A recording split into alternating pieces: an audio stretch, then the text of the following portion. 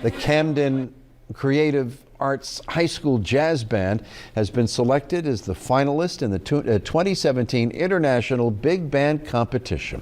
They are the first jazz band in history to make the cut, and here's the reason why.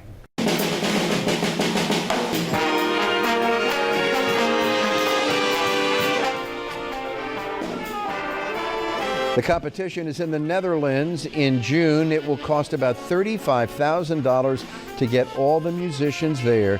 The students are hoping for help from the community.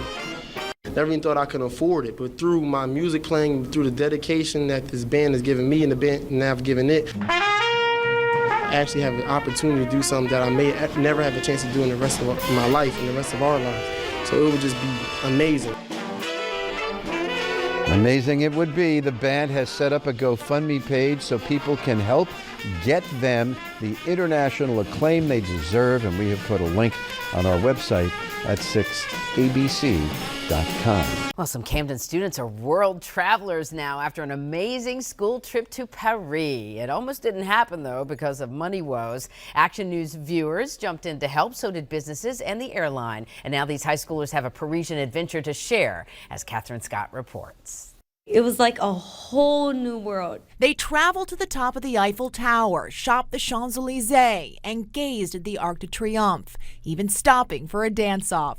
These students from Woodrow Wilson High School are now back in Camden, but it was a week they'll never forget. It was just like so exciting. Like I don't live like in a tiny world. I live in a big world. My first impression was like, wow, like I'm actually in Europe and, you know, it's my first time traveling. You may remember hearing about these students earlier this year in a story on 6ABC. Their French teacher, Paula Sayard, spent months trying to raise enough money to get a group of 28 students and chaperones to Paris.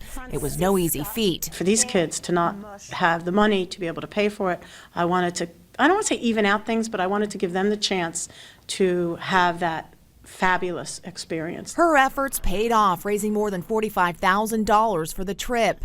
There were big sponsors like the Katz Foundation, Holman, and Subaru, plus reduced airfare from American Airlines. Donations also rolled in after that piece on 6ABC. Your original broadcast brought us $15,000 in one night and GoFundMe. Their days were packed with sightseeing, experiencing a new culture. My favorite part was honestly like just looking at like the landscape and the horizon. My favorite part honestly had nothing to do with any monument, is seeing my students see Paris. And sampling the food. The students even organized a cheese tasting. I actually want to try all the cheese. Like the stinkiest one I loved. These students tell me they're still a little bit jet lagged, but they don't mind. A small price to pay for a trip of a lifetime. Now that I see people communicating, talking, and how life works over there, it's like I want to learn French more. Like I'm more curious about it. In Camden, Catherine Scott, Channel 6 Action News.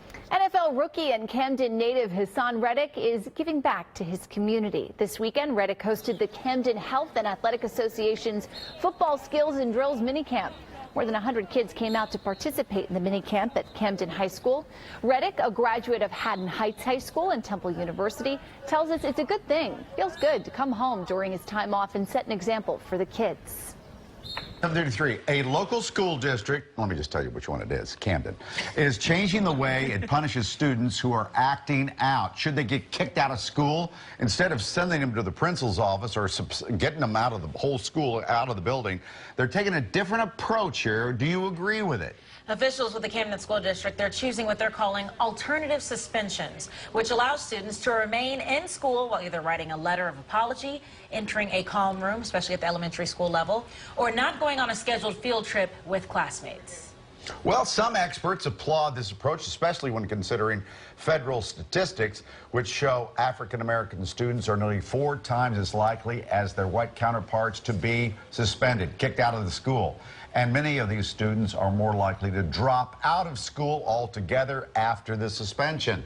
So here to tell us more about this approach is Payman Rohanafard, superintendent of Camden School District. Good morning to you. First of all, you get an A for pronouncing his name flawlessly. Thank you. That was good, wasn't it? Gold star. Really impressive. So I think what you're trying to do is reduce the number of suspensions. That's the ultimate goal here. It is. And so, look, we just woke up one day and said to ourselves, roughly one out of 6 kids are being suspended out of school. And that's a problem. Some of our high schools, more than half the kids were being suspended out of school. And the bottom line is we want kids inside of school learning. Yeah, well, one thing I always wondered, if you kick them out of the building, what good does that do? Now they're just wandering around, going home, or just wandering the streets? Yeah, exactly. And it doesn't do a whole lot of good. And from a practical standpoint, they're not inside of school. From a race and equity standpoint, students that are suspended, you highlighted this earlier, are more likely to begin into trouble outside of school, or is a slippery slope into the juvenile justice system and the criminal justice system. So it's not like there won't be consequences, they're not being punished, it's just a different way of doing it. Exactly.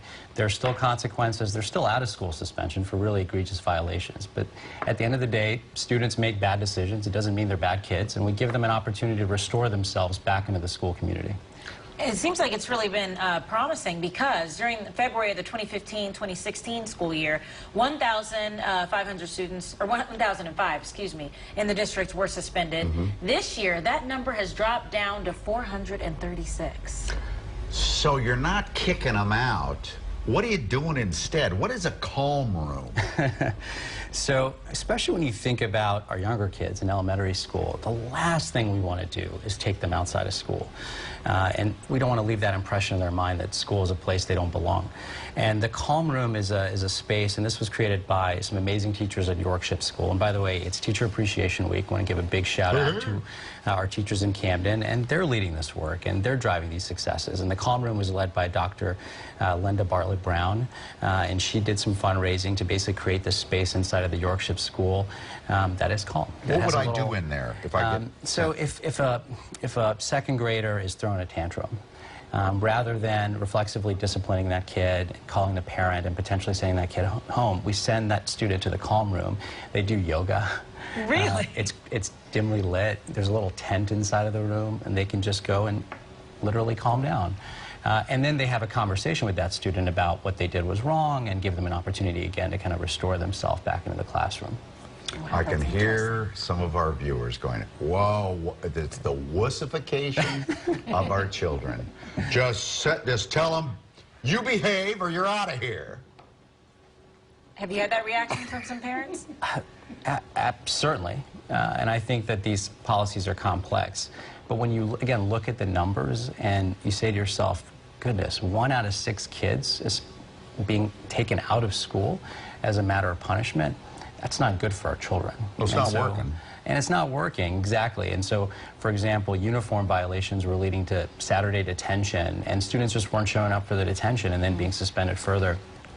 You got to try something all over again if that's the case. What we're talking about cell phones. What is the policy of cell phones in schools?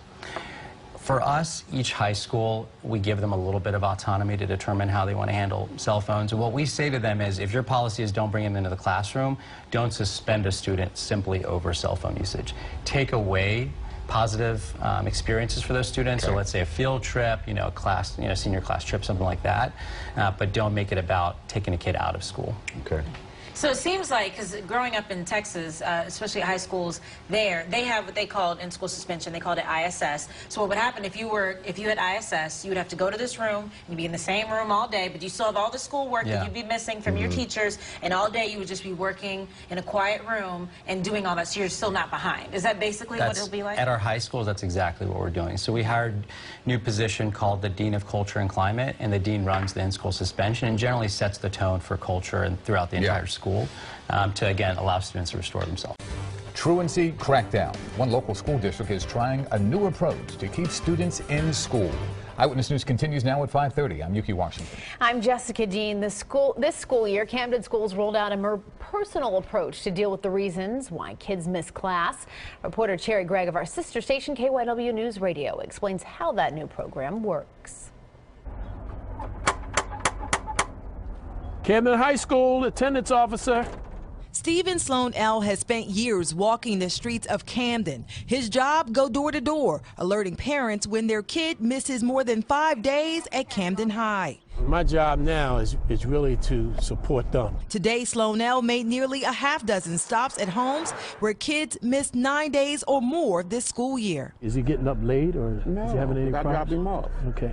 He alerted this man about his grandson, a senior. If he misses 10 days, the courts get involved.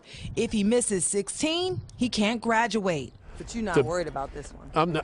I'm not worried, but, you know, he has a kid. Sometime when they're seniors like this, you know, they get distracted. Last year, 38% of the 10,000 students in the Camden Public Schools missed 18 days or more. So rather than us just sort of looking at a ticking time bomb and saying once you hit 10, you're automatically in court and being punished, we're asking a lot of proactive questions. Maggie Sorby runs the attendance office and says this new hands-on approach figures out why kids are absent and then links them to services. She's a teenager now, so it's kind of hard to control her.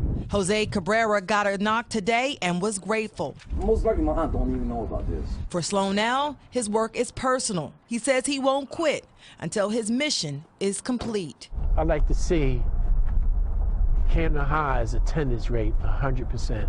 In Camden, Cherry Gregg, KYW News Radio for CBS 3 Eyewitness News.